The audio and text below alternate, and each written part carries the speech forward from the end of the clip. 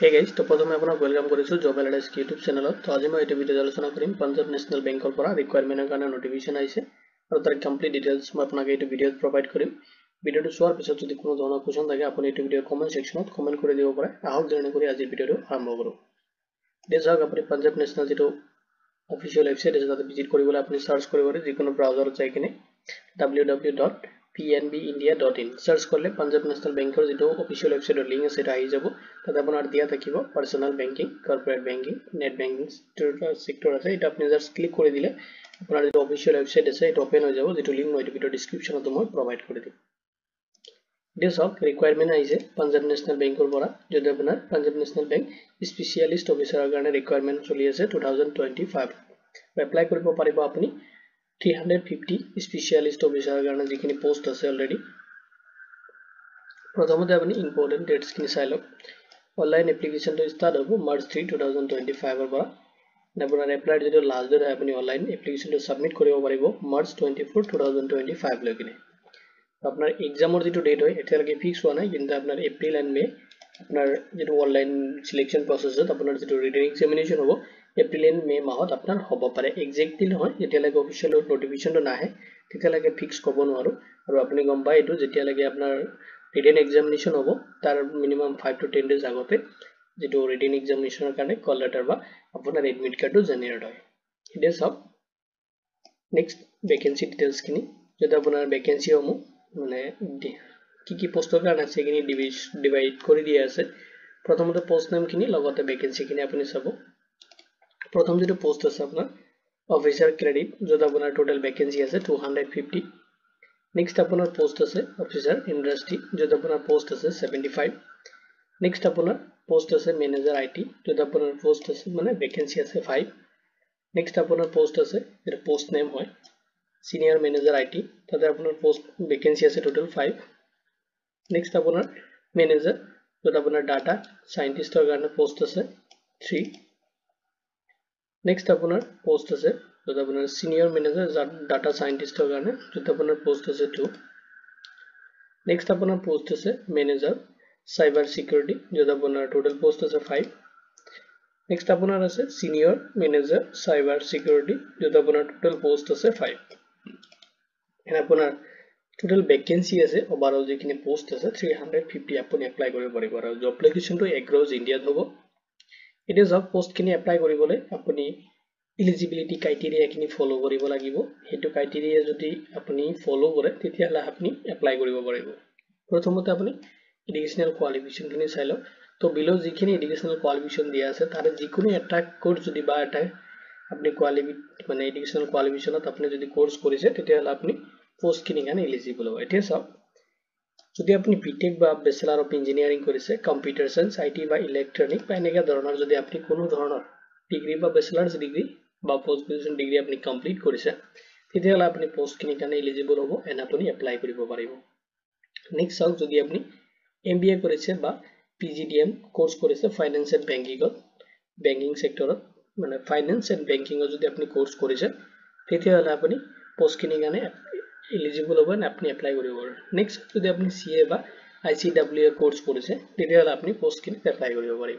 Next যদি MCA কৰিছে আপনি, নেক্সট যদি আপনি পিজি ডিপ্লোমা কৰিছে ইন ৰিলেটেড ফিল্ডত তেতিয়াহলে আপনি পোস্ট গ্ৰেজুৱেশ্যন ডিপ্লোমা যদি কোনো ফিল্ডৰ পৰা কমপ্লিট কৰিছে তেনেকুৱা ৰিলেটেড ফিল্ডত ৰিলেভেন্ট ফিল্ডত তেতিয়াহলে আপনি পোস্ট খিনি কাৰণে এলিজিবল হ'ব। এতিয়া যাওক এলিজিবিলিটি ক্ৰাইটেৰিয়া। এজ লিমিট টু বিচাৰিছে আৰু এজটো আপনি ক্যালকুলেশন কৰিব লাগিব জানুৱাৰী 1 2025 ৰ ডেট হিচাপত। যেটো পোস্ট আছে manager IT data scientist and cyber security কাৰণে যিখিনি পোস্ট আছে তাতে আপোনাৰ মিনিমাম এজ বিচাৰিছে 25 এন্ড ম্যাক্সিমাম আপুনি এপ্লাই কৰিব পাৰিব 35 ইয়াৰ্স লৈকে। নেক্সট আপোনাৰ যেটো পোস্ট আছে সিনিয়ৰ ম্যানেজাৰ, যেটা আপোনাৰ IT and data scientist and cyber security কাৰণে তাতে মিনিমাম আপোনাৰ এজ বিচাৰিছে 27 এন্ড ম্যাক্সিমাম আপুনি 38 ইয়াৰ্স লৈকে এপ্লাই কৰিব পাৰিব। এজ ৰিলেক্সেশন খিনি এপ্লিকেবল হ'ব আপোনাৰ এজ পাৰ দা যেটো গভৰ্নমেন্ট নৰ্মছ আছে এইটো হিচাপত আপোনাৰ এজ ৰিলেক্সেশন খিনি এপ্লিকেবল হ'ব। সিলেকশন প্ৰসেস খিনি চাই লওক। প্ৰথমতে আপুনি অনলাইন এক্সামিনেশন দিব লাগিব। নেক্সট আপুনি personal interview and group discussion যিকোনো এটা। এটা যাওক ৰিটেন যেটো এক্সামিনেশন হ'ব তাতে আপুনি ফলো কৰিব লাগিব কিছুমান সিলেবাসৰ যিখিনি জাস্ট বেসিক এটা ডিটেইলছ আপোনাক মই প্ৰভাইড কৰি আছো।